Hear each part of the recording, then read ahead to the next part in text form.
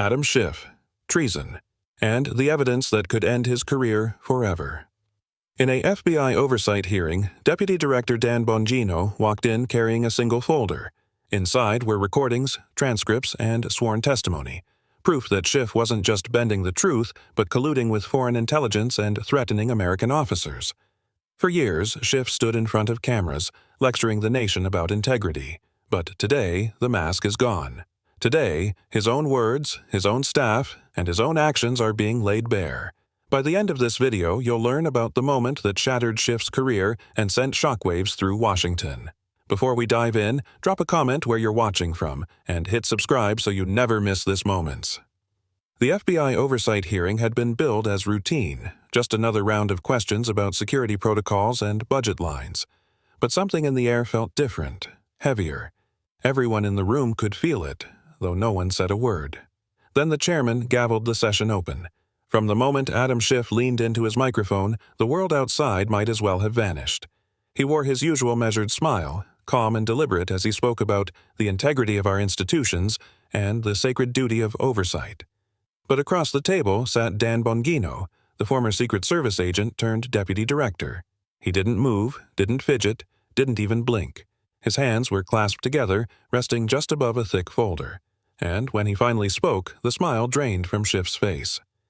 "Mr. Chairman, members of the committee," Bongino began, his voice steady but edged with steel, "the American people have been lied to. Evidence has been hidden, and one of the very men sitting before you today has betrayed this country at the highest level." The room erupted.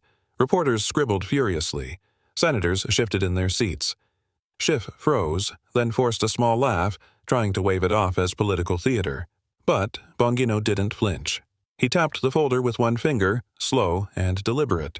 Inside were recordings, transcripts, sworn affidavits. Proof that Schiff had not only fabricated evidence against President Trump, but had also coordinated with hostile foreign operatives to do it. Proof, Bongino said, that rose to the level of treason.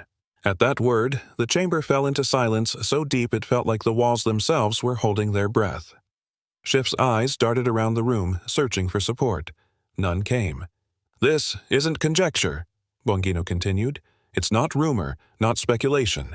These are verified communications, phone records, testimonies from within the intelligence community itself.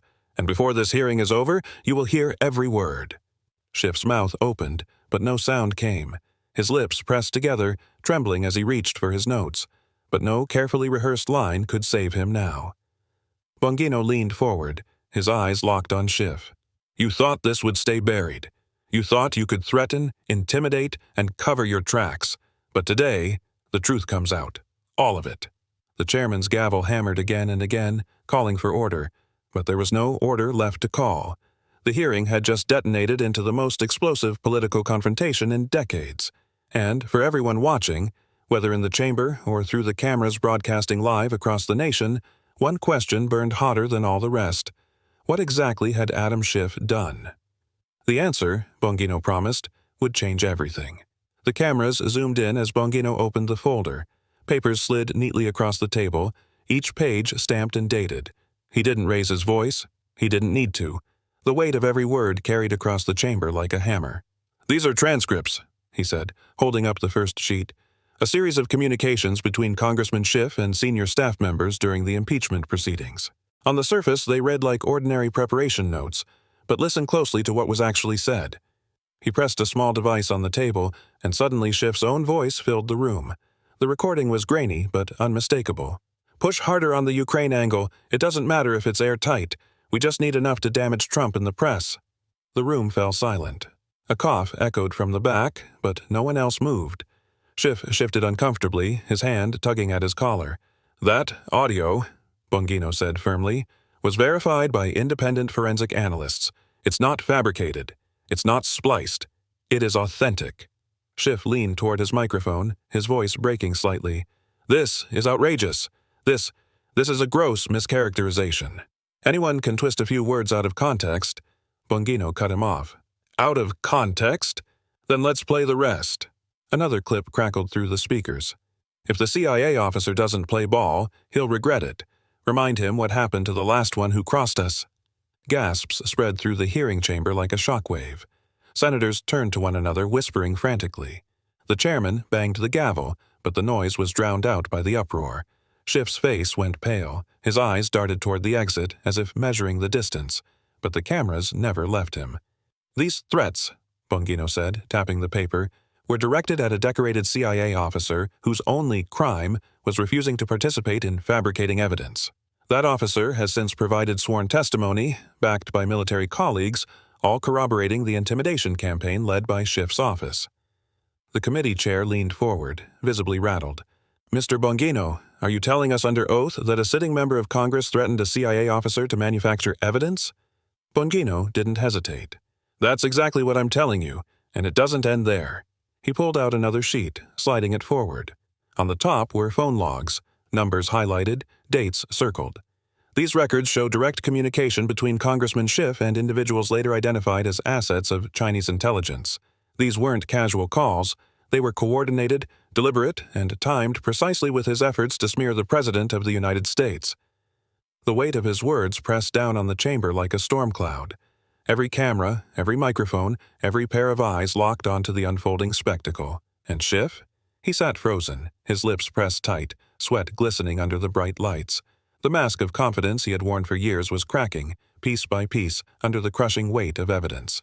Bongino leaned closer, his tone colder now. "This is just the beginning." The air in the chamber had shifted. What began as a routine oversight hearing was now teetering on the edge of scandal. Reporters hunched over their laptops, fingers flying. Senators leaned forward, whispering furiously. And Adam Schiff sat rigid, his knuckles white against the polished wood of the desk. Then Bongino gestured toward the doors at the back of the room. "Mr. Chairman, I'd like to call our first witness." The chamber doors creaked open. A man in a crisp suit stepped inside, flanked by security. His stride was measured, steady, the kind of walk you only see from someone who has carried secrets heavier than most people could imagine. The clerk announced his name, and the room fell silent. He was a decorated CIA officer, known only as Colonel Harris for the purposes of public record. His testimony had been whispered about for weeks, but this was the first time anyone outside the intelligence community would hear it. Harris raised his right hand, swore the oath, and took his seat. His eyes, calm but intense, locked onto Schiff. Bongino didn't waste time. "Colonel Harris, can you tell this committee what you were asked to do?" Harris leaned into the microphone. His voice was low, steady, every word deliberate. "I was approached by staff working directly under Congressman Schiff. They instructed me to draft a statement suggesting that I had direct knowledge of conversations between President Trump and foreign officials. The problem was, I didn't. It never happened." A murmur rippled across the chamber. Schiff shook his head violently, whispering to his lawyer, but Harris continued, unshaken. "When I refused to comply," he said, "I received a warning. Subtle at first, then more direct. I was told to remember what happened to the last one. At that moment, I understood the threat. My family was in danger." Bongino nodded grimly. "And who delivered that threat?" Harris didn't flinch. "It came from Schiff's office, directly." Gasps broke out again. The chairman's gavel thundered, but it was no use. The hearing was no longer just a hearing, it was a live, national reckoning. Schiff finally snapped. He leaned into his microphone, his voice high and desperate. "This is a circus! That man is lying! This is a smear campaign orchestrated by political enemies!" Harris turned, his voice unshaken. "With all due respect, Congressman, I have served this country for over 20 years. I've risked my life in places you've only read about. I have no agenda. Only the truth." The room erupted into applause, quickly silenced by the gavel, but the damage was done. Schiff's voice, once a force in Washington, was now drowned out by the testimony of a man whose credibility was beyond reproach. Bongino leaned forward, speaking directly to the committee. "This witness is not alone. There are others, and every single one of them paints the same picture, a coordinated effort, led by Congressman Schiff, to fabricate evidence, silence dissent, and collude with foreign actors." The chamber was no longer just tense, it was explosive. The first witness had spoken, and the walls of Schiff's carefully built fortress were beginning to collapse. And Bongino wasn't finished. The chamber buzzed with electricity. The testimony of Colonel Harris had shaken the foundations of Schiff's defense, but Bongino wasn't about to let the momentum slip. He closed the folder in front of him, signaling to the clerk, "Bring in the next witness." This time, two men walked in side by side, both in uniform. One wore the ribbons of a decorated army officer, the other the insignia of naval intelligence. They carried themselves like men who had spent years living under discipline, men who did not rattle easily. Yet their expressions showed the same hard edge of determination that Harris had carried moments before. The clerk read their names, and after swearing the oath, they sat before the microphone. Bongino turned to the officer on the left. "Major Reynolds, tell this committee what you witnessed." Reynolds cleared his throat. "During the impeachment proceedings, I was stationed at an operations desk with access to certain communication intercepts. On multiple occasions, I observed irregular contact between Congressman Schiff's office and intermediaries tied to Chinese intelligence. These were not routine calls. They were encrypted exchanges, conducted outside of standard congressional communication channels." The room stiffened. "And did you document these intercepts?" Bongino asked. "Yes," Reynolds replied. "I submitted them through official channels, but soon after, I was pulled into a private meeting. I was told, very clearly, that if I valued my career and my pension, I would forget I ever saw them." Whispers swept the chamber like a sudden gust of wind. Schiff's lawyer leaned in, whispering frantically, but Schiff's eyes never left the witness. He looked cornered, trapped. Bongino shifted his gaze to the second man. "Commander Lewis, what can you add to this?" Lewis spoke calmly, each syllable sharp. "My role was to monitor classified intelligence sharing agreements. I became aware of unusual requests from Schiff's staff asking for information that had no bearing on congressional oversight. Some of those requests overlapped with the very data that later surfaced in Chinese networks. In my professional judgment, it was a breach of security, a deliberate one." A heavy silence blanketed the chamber. It was the kind of silence that comes when the truth is too large to ignore. Schiff finally tried to interject. His voice cracked as he forced the words out. "These men are being manipulated. This is political theater. None of this holds water in a court of law." But Bongino was ready. He tapped the folder again. "With respect, Congressman, that's not for you to decide. That's for the evidence to decide, and the evidence is piling up faster than you can spin it away." The chairman leaned forward, sweat glistening under the bright lights. "Mr. Bongino, are you saying that classified material was funneled to foreign intelligence directly through the office of a sitting congressman?" "That's exactly what I'm saying," Bongino replied. "And I have the corroborating records right here, records that have been verified by multiple agencies." The reporters in the gallery could barely keep up. Fingers flew across keyboards, headlines already drafting themselves in real time. And while Schiff struggled to maintain composure, Bongino's voice cut through the chamber like a blade. "This isn't speculation. This isn't a partisan skirmish. This is treason. Plain and simple." The avalanche had begun, and there was no stopping it now. The room was already reeling from the testimony of military officers, but Bongino wasn't done. He leaned back in his chair, almost casual now, as if he knew the coup de grace was about to land. "Mr. Chairman," he said, his tone calm but cutting, "we've heard from witnesses. We've seen transcripts and call logs. But words on paper can still be twisted. People can still claim context was lost. So let's remove all doubt. Let's hear it in Schiff's own voice." The chamber went still. Schiff's eyes darted wildly, his face drained of color. His lawyer whispered urgently in his ear, but the cameras caught the panic written across his features. Bongino lifted a small drive from the folder, holding it up for the committee to see. "These recordings were obtained legally through counterintelligence operations. They have been verified by multiple forensic labs. No edits, no splices, just raw audio." He inserted the drive and the speakers crackled to life. First came Schiff's unmistakable voice, smooth, deliberate, but this time carrying a tone of secrecy. "I don't care how you do it. Leak it to the press. Make it look airtight. If Trump goes down, our problem is solved. The rest doesn't matter." The words hung in the air like poison. A gasp escaped from the gallery. Reporters froze mid-sentence, their screens half filled with unfinished lines. But the next clip was worse. "This intel from Beijing. Make sure it doesn't trace back here. Keep the channels clean. The president can't know we're feeding it." A collective murmur rippled through the room. Senators turned in disbelief. Even members of Schiff's own party looked stricken. Schiff slammed his hand on the desk. "This is fake! Do you hear me? Fabricated!" His voice cracked, louder and more desperate than before. "This is Russian disinformation, pumped into this committee by bad actors." But Bongino was unmoved. He leaned into the microphone, steady as stone. "Congressman, those are your words. Verified, authenticated, and backed by sworn affidavits from the very people you tried to silence. You can call it fake all you want, but the truth doesn't bend to your spin. The chairman's gavel thundered, but the noise of the room drowned him out. Reporters were standing now, shouting questions over one another. Senators whispered furiously behind raised hands. The hearing had become a storm, and Schiff, his mask was gone. His once controlled smile had collapsed into a twisted snarl. Sweat dripped down his temple as he shook his head violently, as though denial alone could undo what the world had just heard. Bongino didn't look away. His voice cut through the chaos. These tapes expose more than lies. They expose intent, collusion, treason. And before this day is over, every American watching will know exactly what was done in their name and who betrayed them. The words landed like a final hammer blow. The evidence wasn't just mounting anymore, it was damning, and Schiff knew it. The weight of the recordings lingered in the chamber like smoke after a fire. No one moved, no one spoke. Schiff sat frozen, his chest rising and falling as if the air itself had turned heavy. His lawyer leaned in, whispering frantically, but Schiff shoved him back, gripping the microphone with trembling hands. This is an outrage, he said, his voice cracking under the strain. These so-called tapes are nothing more than doctored garbage.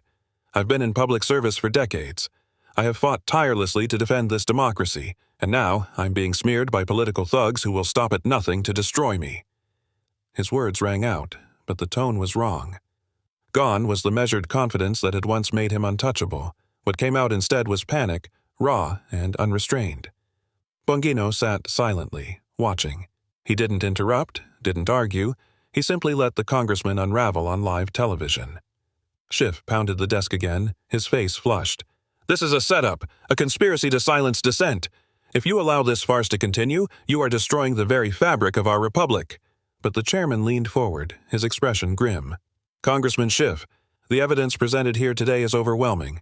Witnesses under oath, verified communications, and now your own voice, captured on recordings authenticated by independent experts.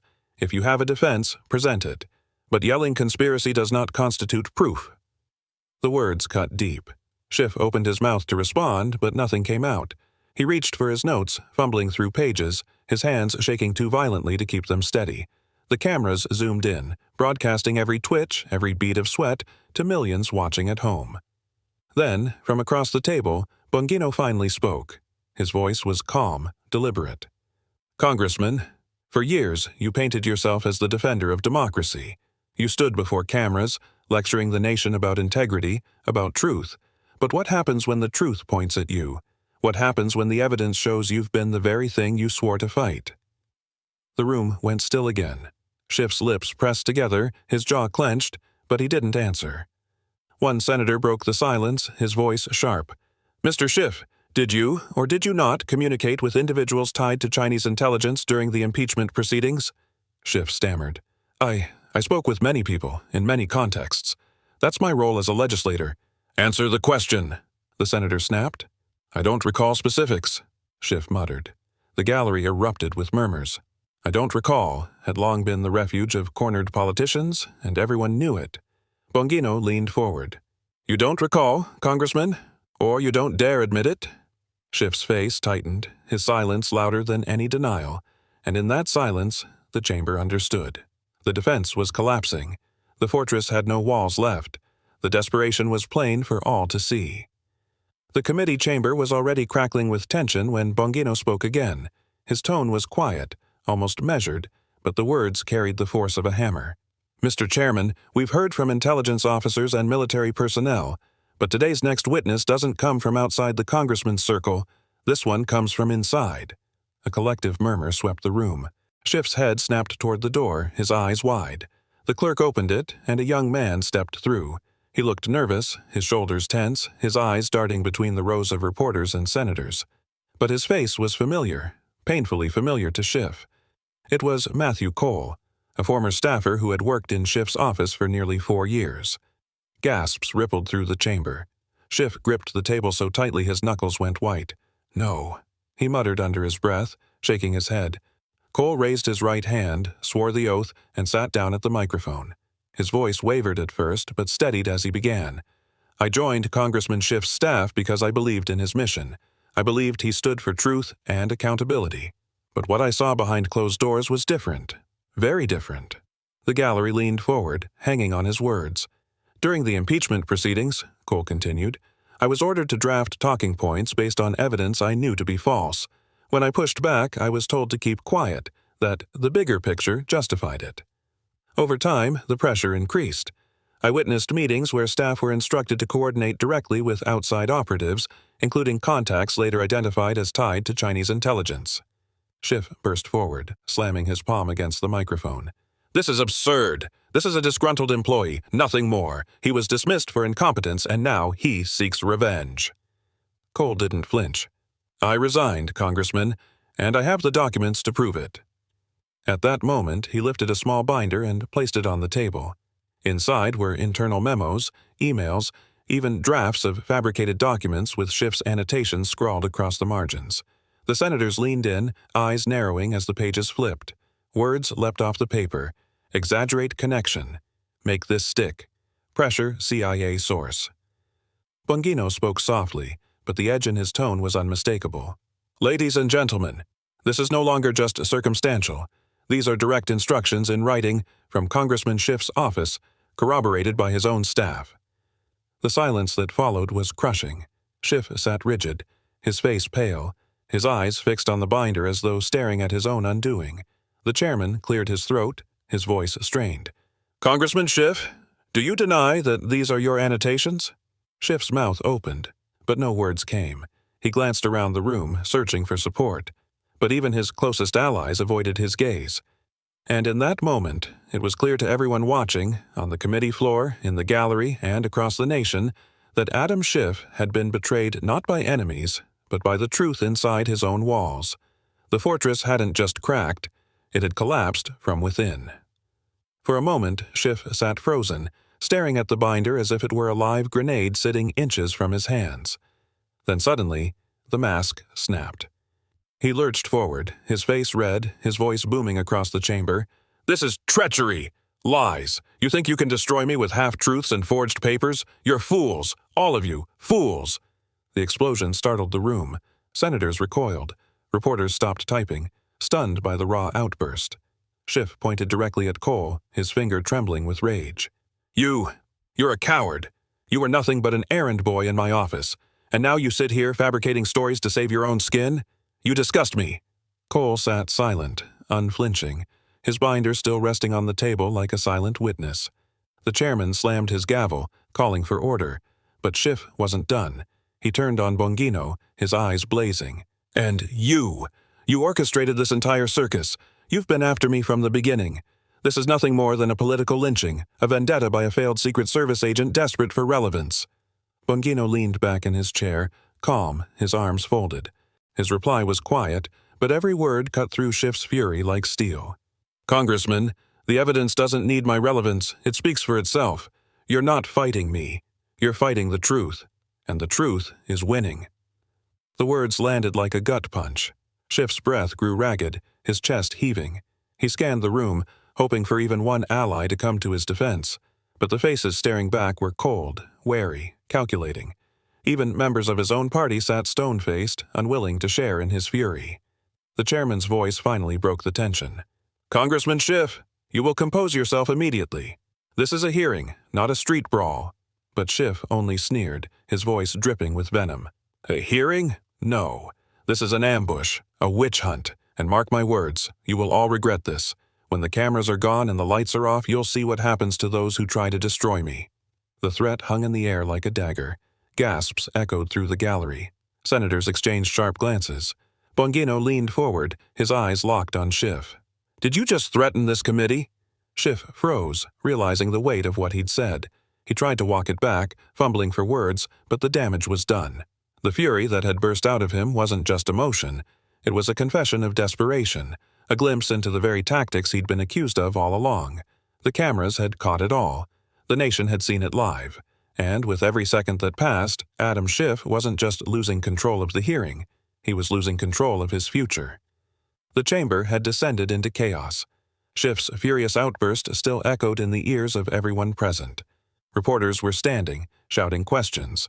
Senators were whispering furiously, their faces pale. The chairman's gavel hammered again and again, but order refused to return.